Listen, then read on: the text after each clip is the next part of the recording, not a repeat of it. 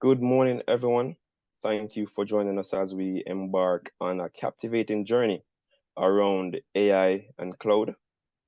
Today's topic is embracing the risk and opportunity of AI and cloud.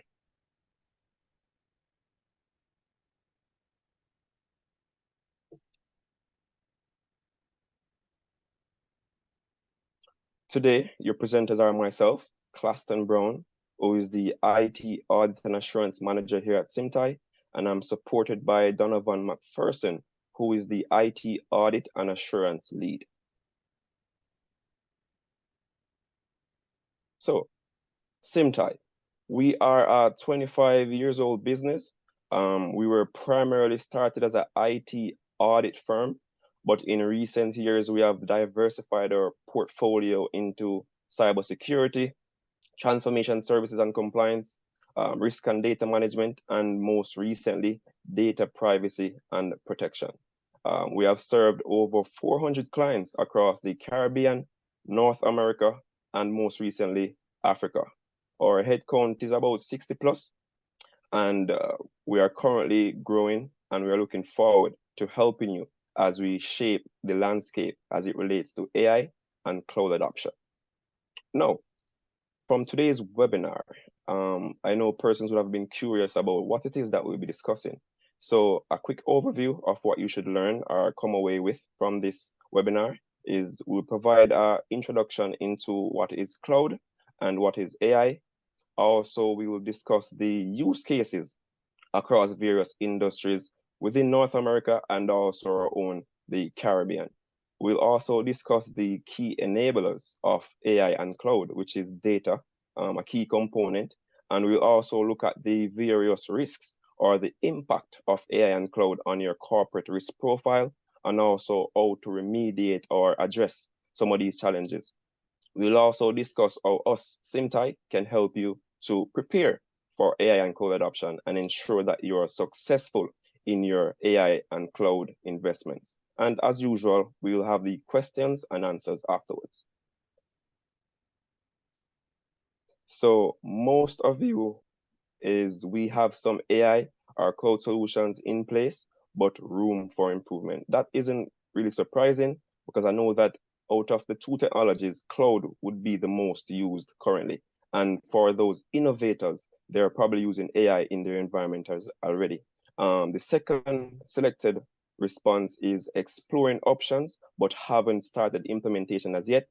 And the third, matter of fact, we have a tie between not prepared at all with no plans for AI or cloud adoption, and in the planning stages with no clear strategy for AI and cloud adoption. And then we have a 5%, the innovators who are fully prepared and actively using AI and cloud solutions. And that is also tied with we are exploring cloud, but we don't see how it can be used within the environment. So in some way, shape, or form, today's webinar would assist you in determining where you are in that journey and what is needed. So, cloud computing. Cloud computing in generic terms is a model for enabling ubiquitous, convenient, on-demand network access to a shared pool of configurable computing resources, network, servers, storage, application, and services. In general, you have three key cloud models. These include IaaS, which is infrastructure as a service, which provides on-demand access to cloud-hosted physical and virtual servers, storage, networking, and the back end for IT infrastructure that is used for running applications and workloads in the cloud. We also have PaaS, or platform as a service, which is an on-demand access to complete, ready-to-use, cloud-hosted platform for developing, running, maintaining, and managing applications. And the most widely used is the SaaS model, which is software as a service, which is an on-demand access to ready-to-use cloud-hosted application and software. Now, a quick overview. Gartner predicts that more than 45% of IT spending on traditional system, infrastructure software, application software, business process outsourcing will shift from that model to a cloud-based model. And as I would have mentioned previously, the most commonly used software as a service platform is being adopted at rapid pace. One of the main reasons is that the cloud computing model allows for scalability, cost efficiency, and accessibility, because the utilization of cloud can help an organization to pretty much be more nimble and dynamic with their business processes. Consider a small or medium-sized entity who has a head count of, say, 20 persons. There is no need for them to invest 100 million into an infrastructure that is fit for a staff complement of 500. Now, in that scenario, cloud can be utilized to be more efficient in their spending because the key benefit of cloud is that you only pay for what you need. So instead of investing in a platform that can support 500 employees, you can adopt a cloud platform that can address the 20 that you need. And as your organization grows, you adopt more for use. So your subscription fee would probably increase, but at a relative cost to how much persons you're actually utilizing and how much consumption of that cloud service you're actually using. Now, the buzzword across the globe is artificial intelligence. And in generic terms, it is the capability of a device to perform functions that are normally associated with human intelligence, such as reasoning, learning, self-improvement, etc. And examples can be language models such as ChatGPT, which has caused a major stir and concern among the IT sector and other sectors who think, hey, this application is coming to take my job. But really and truly, we don't foresee AI taking anyone's job in short term. But what it can be done is it can be utilized to make your job more efficient and more effective, and can also improve your performance because it is like a tool that can be used to achieve an outcome in a much quicker and efficient manner. Now, the AI has a core services that allow for it to execute these tasks, which include natural language processing, which is a key component of the chat GPT. You also have the machine learning, which is continuously learning based on the information that is fed to it, and the computer vision and indexing, among others, that is utilized to achieve specific business outcomes. Now, the value proposition for AI to the business is primarily around AI can boost key performance metrics. As mentioned before, it can make you a lot more efficient and effective in achieving business outcomes. It also enhances efficiency, productivity, and decision making. AI can also foster innovation, transform how businesses operate and compete. A key example is, say, for example, you have a financial entity, and for the financial year, they're deciding what it is that we should be offering to our clientele. If they have the core data to facilitate predictive analysis or detailed analysis by the AI model, it can be utilized to determine what specific financial products it should be offering to its audiences. So in a traditional setup, you would have, say, for example, 5 products that you want to offer. And in utilizing AI in that specific instance, that 5 products might be reduced to 2, because based on the AI model, it is saying that, hey, of these 5, only 2 will be effective in offering it to your audience. And then from these 2, these are the specific items that you should be offering because these would offer the most success. So you can see that adopting AI can increase your return on investment because you're more efficient in how you spend on product innovation and services. No, AI and cloud, the sweet spot. And hopefully from your responses to the poll, we will help you to get some understanding of how you can navigate some of these concerns by the end of this webinar. Now, the sweet spot is where we discuss how AI and cloud is being utilized across the world. When we look at various businesses that are adopting AI, these are some of the key ones that we saw coming to the fore. PayPal. I'm sure many of us have interacted with PayPal's platform in some way, shape, or form throughout our lifetime because they are a key fintech institution that offers payments online. They can send money online, and they also allow vendors to be more effective in how they offer services and can facilitate secure payment for these services. Now, as is norm within the financial sector, fraud is a significant challenge. Now, PayPal has challenges around fraud, specifically to transaction volume, because you can imagine these guys are processing about 1 billion transactions per hour. So it is very difficult to process these and identify key trends that might indicate fraud. They also had challenges with complex fraud patterns and user experience. So they adopted the AI-powered platform that facilitated fraud detection because it utilized machine learning algorithms to analyze transaction data in real time. And as I would have mentioned before with the machine learning, this is continuously getting more intelligent as more data is fed into it. So the ability for these algorithms to process data and become even more precise and accurate progresses as time goes by, and it looks at a lot more transactions. So from this adoption, they were able to get real-time analysis, which is critical because you want to stop fraud in its tracks. You don't want to be looking at the fraud instance 3-4 months after. You want to be as close to the real-time occurrence as possible. You also have behavioral analytics, which is a key component in determining fraud, mainly because the behaviors are established for normal persons. So AI would be able to tell PayPal, hey, based on your 100 million customers, the normal behavior for them is within the specific band. And anything outside this band might be potential fraud. So you can see the accuracy of fraud detection going up and the instances of false positive going down. And then you also have the risk-based authentication, which is another key component, because what this does, it determines the situation or scenario in which a person is logging onto their account. So say, for example, your PayPal account is established in Jamaica, and on a normal basis, you log in from Jamaica, Kingston, St. Andrew, wherever it is. But then the following day, you're logging in from Russia or China or North Korea. That would present a challenge because the PayPal software will then say, hey, this is not normal for you. So it probably put another challenge. Instead of asking for the password only, it probably asks you what your last 4 transactions were because there is some anomaly in how you're logging in. So that is how they can help you protect a user account. Now, Canva, which is an online graphic design company, they're a small firm, and as you can imagine, a small company probably don't have the extensive resources as a major significant organization that is probably having millions or billions in revenue.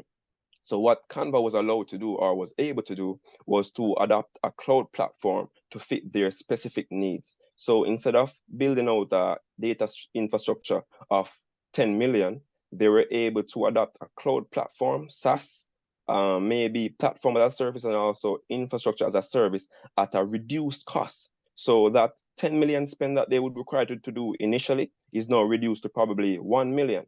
And then that additional 9 million can be used into product development and also innovation. So it allows for organizations to be more efficient and effective in their resource spending and also allow them to address the specific needs of their organization as it continues to grow.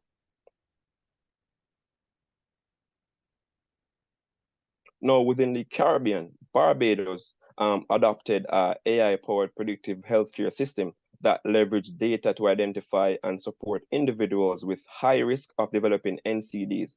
As you know, these health challenges are a global issue, and Barbados was able to adopt the AI model to address specific things like diabetes and hypertension, because the main challenges was the prevalence of this, the limited resources, and also the difficulty of implementing preventative care. So the AI model was able to analyze the data and say, hey, for a particular individual, if they live a sedentary lifestyle, they eat a lot of fried foods, they're not being as active, not a lot of greens, not a lot of vitamins, then that person will be more prone to developing these NCDs. And then they are able now to say, hey, for these 5 persons, they need to start being more active. They need to be incorporating a lot more greens in their diet, and they need to be more mindful of their water consumption, be a lot more hydrated. And what this did, it was able to prevent the NCD, reduce healthcare costs, and also improve the quality of life for individuals. And I know we didn't list another use case, but coming to mind, there's a company called Upstart, and they are revolutionizing the lending industry in North America because they are adopting a AI algorithm that can allow them to be more effective in pointing to who is more likely to be a good customer for a particular lending. What they identified was that the traditional model for determining who would be applicable for a loan was outdated because the model would have rejected, the traditional model would reject 50% of those that would normally be suited for a loan. But with the AI model, this helped them to increase the amount of persons who would be suited for that particular loan. And in so doing, they increase their customer portfolio. And they are actually being used by major banks and financial institutions globally.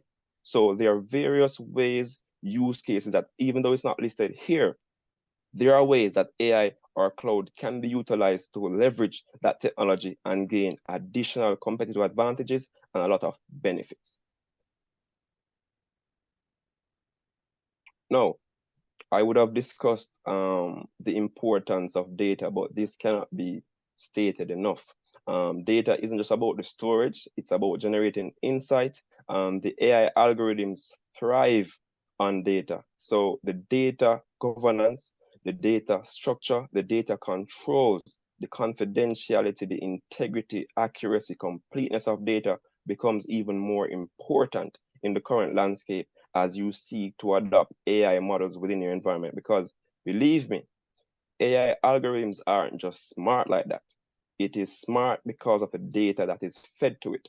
So if you're feeding inaccurate, incomplete data, you will have an artificial intelligence software that is very dumb, not because of its own, but because the data that it was fed to it was not accurate enough to allow it to be more effective in assessing what it is it's being fed. So the data is the foundation. It's key to driving insights. It allows informed decision making, and it also helps to foster innovation. And as we know, data is key to cloud adoption also, because again, within your environment, not every data would be applicable to move into the cloud because there are some data that you just don't want to put into the cloud, mainly because of probably security challenges, you have vendor concerns, or maybe you haven't classified the data enough to determine what should be in the cloud and what should be staying within your own environment.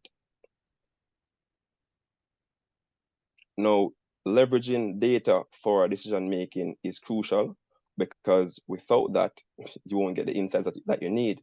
So again, we're emphasizing the need to have the clean data, have the complete data, have the robust controls to protect your data so it can be leveraged for decision making, uncovering trends. And as you know, the trend aspect of it is very key to strategic decisions because then you're not making these plans blindly.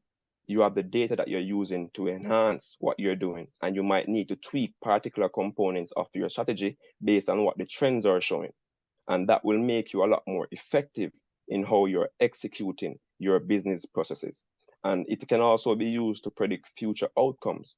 Not to say what happened in the past will definitely happen in the future, but there's a high probability that the past transactions, the past occurrences can be used to relatively predict what it is that you can expect in the future. And that can help you to be more dynamic in your service offering and how you interact with customers or you interact with business partners and how you plan to do your activities in the future.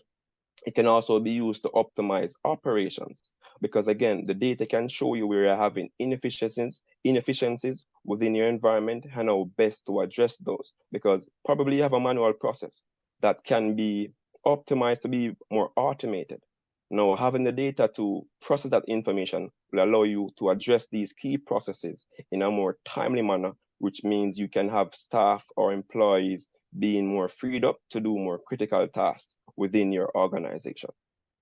Now, we have just discussed cloud, AI, a quick overview of them, the various use cases of some of these technologies currently in the environment. But a key component is the risk of adopting cloud and AI and how it will impact your corporate risk profile. Because again, as we can imagine, with any emerging technology, it is risk related with how you adopt it. So maybe for some instances, some organizations, you aren't ready for the adoption of these things yet because you have some key control areas that you need to improve. So this will help to provide some perspective around this component. And for this area, I'll move over to Donovan for him to present this. Go ahead, Mr. McPherson. Thank you very much, Claston. Good morning, everyone. So as with any technology, there are some opportunities, but there are also some risks associated with it. There are challenges which businesses will face, even as they seek to adopt the emerging technologies, AI, cloud. And sometimes organizations in this space are a bit apprehensive. There are concerns, as the poll previously indicated. You know, we are at different points along the journey in terms of engaging the technology. And sometimes the perceived risk and a sense that we are not quite ready, the whole matter of readiness is what drives those concerns. And so we want to explore a bit some of the areas which can help to bring us to some reasonable levels of comfort, even as we explore these technologies. The KPMG International recently conducted a study in 2021 asking its IT auditors across the globe, what are some of the key areas that they want to explore? And 15 points came out, which were ranked from the highest, number 1, to the lowest area. This risks technology universe shows that they are moving from the stable or known on the horizontal axis to the changing or new in terms of how businesses are innovating. There is also the aspect to do with the internal risk areas and also those related to the external. And as it aligns with our previous responses, cybersecurity, data governance, and general IT controls came out top in terms of the areas which the auditors felt their need to be concentrated on. But we also note that cloud governance has come on this scene, and we see that it is highly ranked, coming in at number 5. So these concerns are growing among auditors. The whole matter of blockchain. We also see AI and machine learning coming in at 13. And so even as we seek to adopt the technologies, we recognize that there are some areas which will continue to remain areas of concern, but there are other areas which are new areas which must be explored, even as we seek to maintain a robust risk posture. A recent study by the Thales company done in 2023 demonstrates some concerns with surrounding the use of cloud technology. We see that there is an increase in the number of applications, moving to an average of 97 applications where they need to secure in terms of the cloud. And so more and more organizations are utilizing applications which are cloud-based. But even as that is being done, we recognize from the survey that 38% of SaaS respondents identified SaaS application as the leading target for attackers. And that is followed by another 36% who felt that the SaaS storage, cloud storage, is the leading target. So we see that even as cloud is being adopted more and more, the attack landscape is targeting the applications and the storage that businesses are utilizing in terms of their cloud technology. It continues because while the cloud is being adopted, we see a dramatic increase in the storage of sensitive data in the cloud. And 75% of the respondents noted that 40% or more of their data that is being stored in the cloud is sensitive. That now calls into question, how is this sensitive data being secured? What are the concerns around security, around the use of encryption keys? What are the operational risks which will come to the fore even as the technology and the application is adopted? And we see that 62% of the respondents noted that they have some sort of key management process in place, but only 14% of these respondents declared that they have control over their own encryption keys. And here we see an alarming trend, because of all the sensitive data that is out there, that only 14% of businesses are saying we have control of the keys that secure our data. And that is a grave concern. The levels of sensitive data encryption is also of concern, because only 22% of the respondents report that 60% or more of their cloud data is encrypted. And this is coming from an average of about 45% of sensitive data being encrypted in the cloud. And if you tag that onto the fact that you have threat actors who are targeting your application, your cloud application, targeting your cloud storage, then you recognize that this 22% response is of grave concern in terms of how we are protecting our sensitive data. And then they added onto that is the concern that many of the respondents say that human error remains the leading cause of cloud data breaches. 55% of the respondents choosing that as the leading cause, even more than the exploitation of vulnerabilities through some cyber attack. And so we see the importance of training up our people, creating that sensitization, that awareness, security awareness among our persons, but also ensuring that we are leveraging the technology in a way that we are securing it, we are protecting our customer data, and we are ensuring that the cloud vendors who are offering their services are coming on board with us in a way that will secure and ensure that our environment is stable.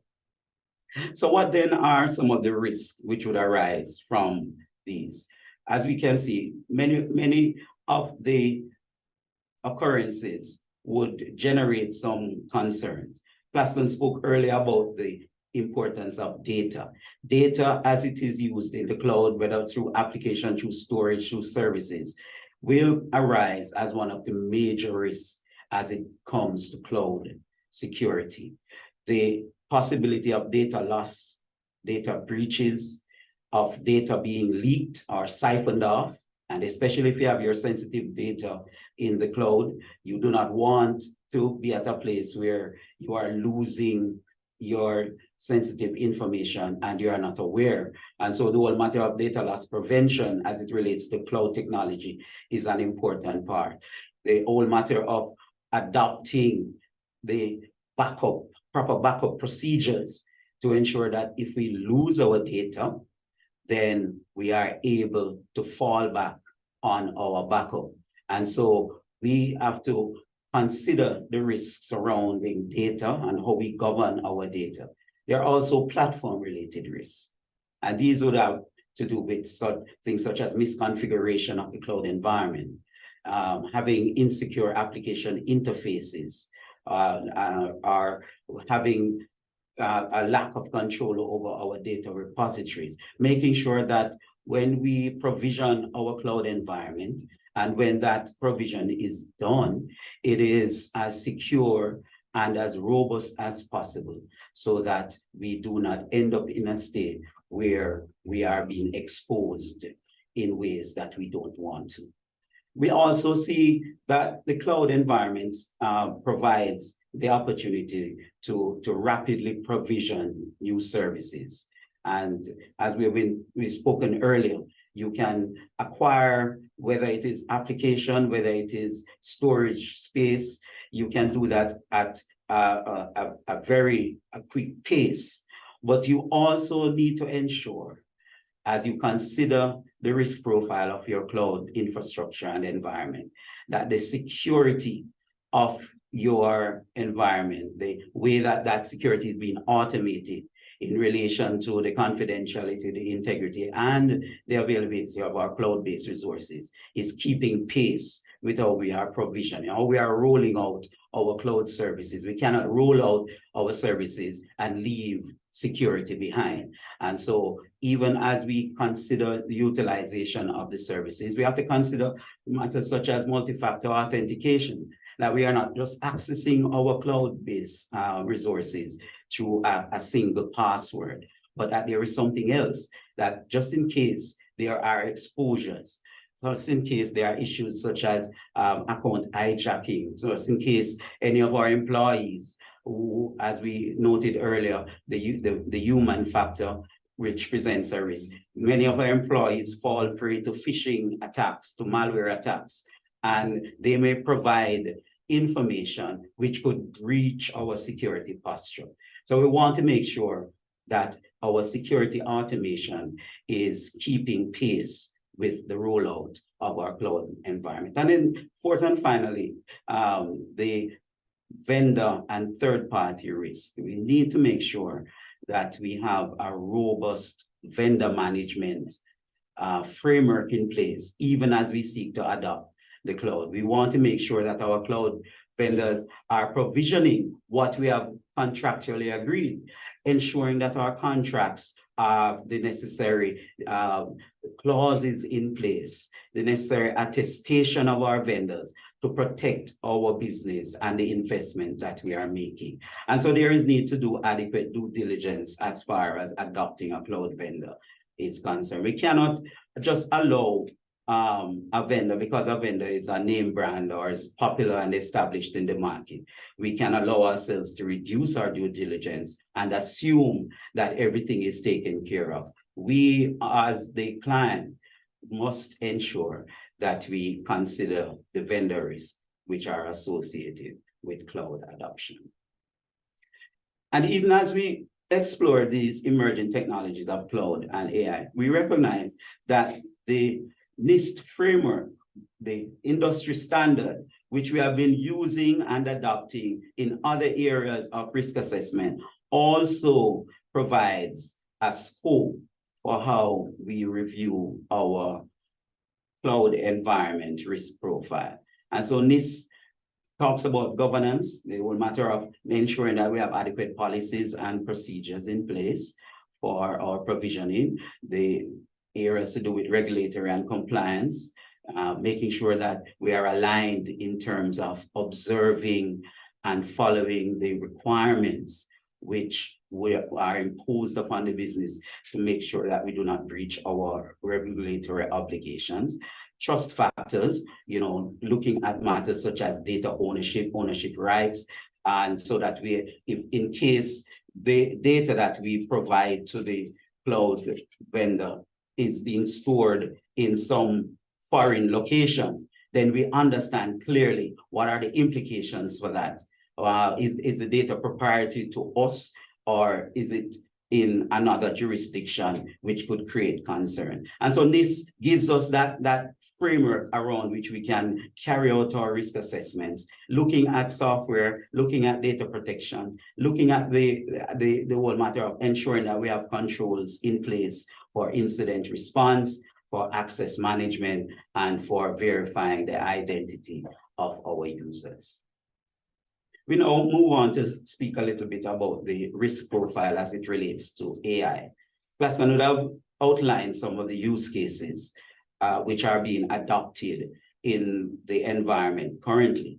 But we also recognize that there are some concerns and apprehension as it relates to adopting AI.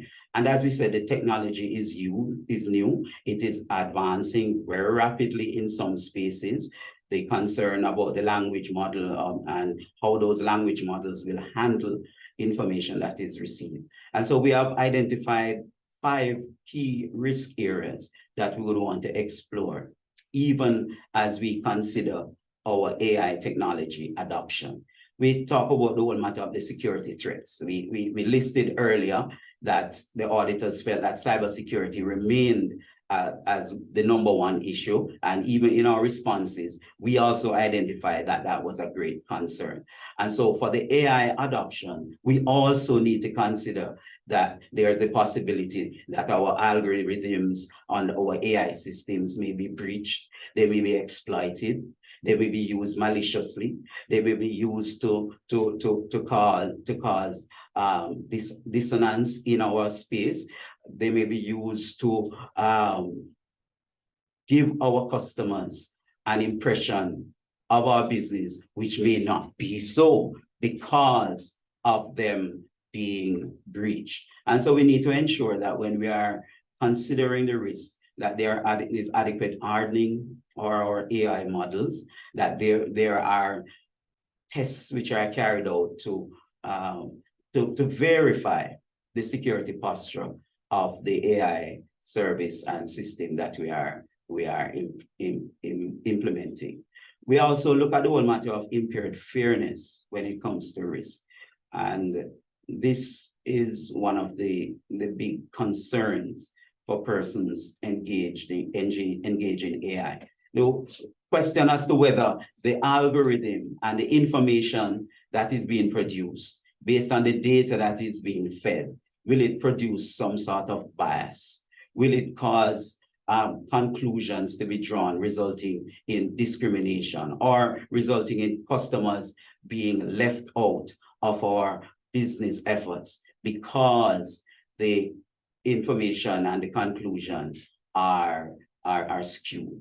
And so we need to ask the question when we are exploring the AI risk, will this lead to confusion? Will it result in a deception of our users? Are we putting something out there and presenting it as human created when in the background it is really AI generated? And so the importance of having controls which speak about disclosing the use of AI in terms of the generation of products to our users, disclosing and utilizing AI identification tools and detection tools to identify any bias which may occur in the data, so that our understanding of fairness is balanced and it continues to demonstrate continuous authenticity in terms of the data that is being generated and the insights which are being produced. We also explore risk related to performance and explainability. The inability to explain the model can be of concern, especially to persons who must audit the algorithms and their output. And if it's not explainable, if there are performance issues, then that will result in challenges in terms of our risk responses. And so we need to have controls in place to address these. Vendor and third-party risk, like we've spoken for the cloud, also factors for AI. We need to know what sort of third-party AI tools which are being used and what are the risks, what are the exposures, what are the challenges with engaging those tools. Are there any ethical issues that will breach our company's ethos and how we express ourselves? Have we evaluated the background and the contracts for these third parties and making sure that in case a third-party vendor goes out of business, what happens to the data that we have provided to them? Is it proprietary? Is there a possibility of vendor lock-in? So these risks around third-party must be considered. And then finally, privacy concerns, the unauthorized use, the unauthorized disclosure of customers' personal and sensitive information. Having fed all of this information, we want to make sure that there are appropriate privacy controls in place for our data. The NIST framework also speaks to the AI risk assessment, and it lays out some of these principles that we have spoken about, even as we talk about ensuring that our data is valid and reliable, our systems, our AI systems are valid and trustworthy, making sure that the outputs are true, making sure that there's adequate security around them, that there is transparency, and that the models are resilient, that they can withstand adverse events. And so even as we are carrying out our reviews of our AI technology, we have a framework, a benchmark that can help to ensure that we are as complete as possible in terms of our reviews. We also identify a risk management framework for which will allow us to carry out the assessment and the interrogation of the risk and controls surrounding AI. So it talks about govern, map, measure, manage. So there needs to be a culture of risk management, and that in terms of how our governance structures are set up, that risk management is appreciated at every level of the company. And so even as we seek to innovate and develop, we want to make sure that we are employing the adequate governance controls, the policies and procedures as to how we interact and work with our AI models. We also talk about what is the context, even as we seek to innovate, and recognizing that there are risks related to the context, and that we make sure that we have adequate controls to mitigate those risks. We measure the risk in terms of our assessments, we analyze, we track them, we maintain our risk register so that we can continually monitor and manage and prioritize the risks and act upon them based on projected impact. And so this model, which is not new, but it gives you a framework on which you can build in terms of your risk management going forward. So in summary then, we speak of risk for the cloud environment, those related to data, those related to making sure our platforms are adequately configured and secured, and the whole matter of our privacy and protection controls. And we have for our guidance and for our benchmark, the NIST 800 144 framework. And then for AI, we observe the need to consider risk around impaired fairness, around security, which will continue to be with us, the whole matter of our performance of our algorithms and our output, our vendor and third party, and privacy. And so I trust that this would have highlighted some of the risk areas. And I will now hand back to Claston to share with you how, as Symptai, we have walked with and are walking with some of our customers, even as they continue their journey to adoption. Over to you, Claston.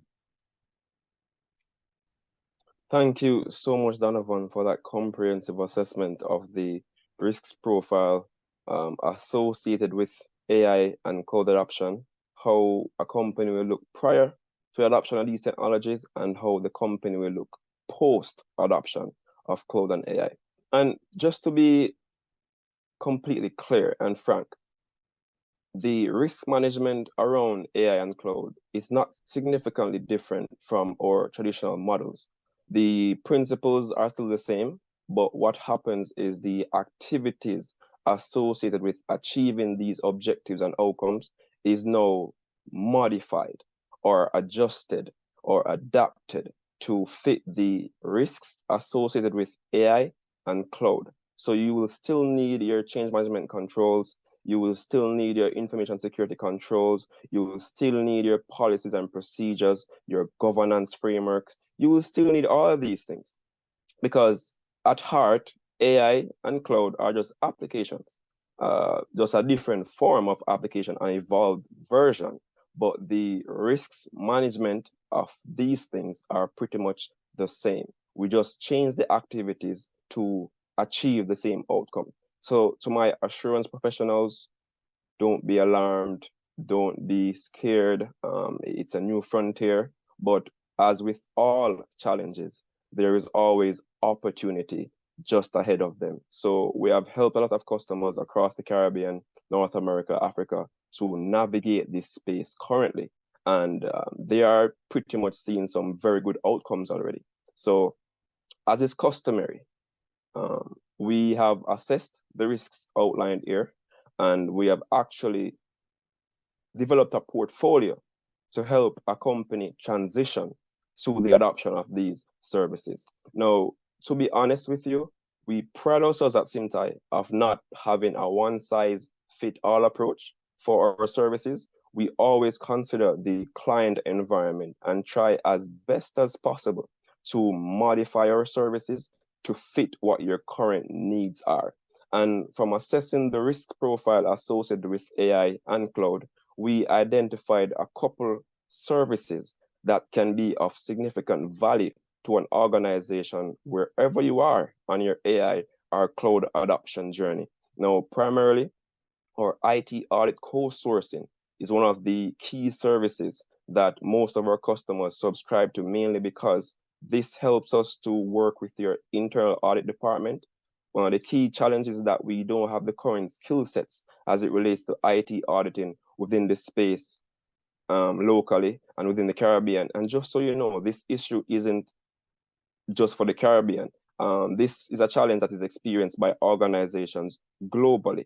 And being aware of this challenge, we have identified that this service offering would be key to addressing that concern. So we work with your internal audit department, and we develop assessments that are aligned with your strategic outcomes for the next 2 to 3 years. So we will draft potential audits based on the assessment of your strategic outcomes, your external environment, and what we see are the emerging trends in the market space. So we ensure that the assurance objectives fits uniquely into enabling what your business outcomes are. And in general, we have the IT general controls, sorry, which helps to provide a pervasive outlook into your environment. This allows us to have a key insight into the various key controls that are in your environment. And what this does, it helps to facilitate a more detailed assessments, because say, for example, we see that you have very strong information security controls, but your software development or change management controls require a bit of tweaking or adjustments. We might propose that you do a change management assessment, which will do a more deeper dive into the areas and controls that are best suited to address your business outcomes. We also have the information security management assessment, which provides a comprehensive view into how you're currently managing your information security risks. And we provide a roadmap into how you can achieve the target state based on what we're seeing within your environment. And the cloud computing management uniquely aligns with your cloud adoption specifically. But in essence, all these components in some way, shape, or form helps you to prepare for AI and cloud adoption. And one key component I want to pull out is the vendor management assessment, because as Donovan would have mentioned, a lot of us employ these vendors, and because of the name, we are a bit apprehensive in questioning, what do you have in place to protect my data? So we should not assume that because this is a major vendor and I'm just a small little entity in Jamaica, we should not be questioning these, because any organization can be subjected to an attack, and you would be surprised at some of the major corporations globally who make simple mistakes that lead to organizations and customer personal data being compromised. So we're saying, from what we can offer you, this is a portfolio that can help you address your AI cloud adoption risks wherever you are in that journey. And we can have conversations with you just to see how best these services can align with your current needs. Now, as a special offer for you joining us today on our webinar, we are giving you a 5% discounted rate for any of those services that we just had listed out, but it's only for the first 5 inquiries. And to access this discount, you have to email us at info@symptai.com within the next 48 hours. So it's an email to us at info@symptai.com, within the next 48 hours, send us the promo code Symptai Risk Assessment. And then we'll have further conversations with you around what services you want, and then we can help you and apply this 5% discount rate to our participants.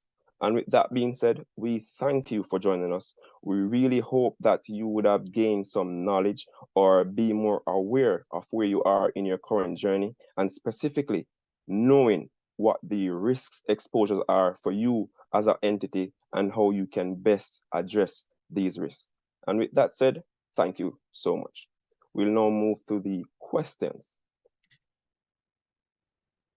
So someone said, how do you assess the risk profile of cloud environments? That's a very good question. The main method to addressing these is you would adopt a framework.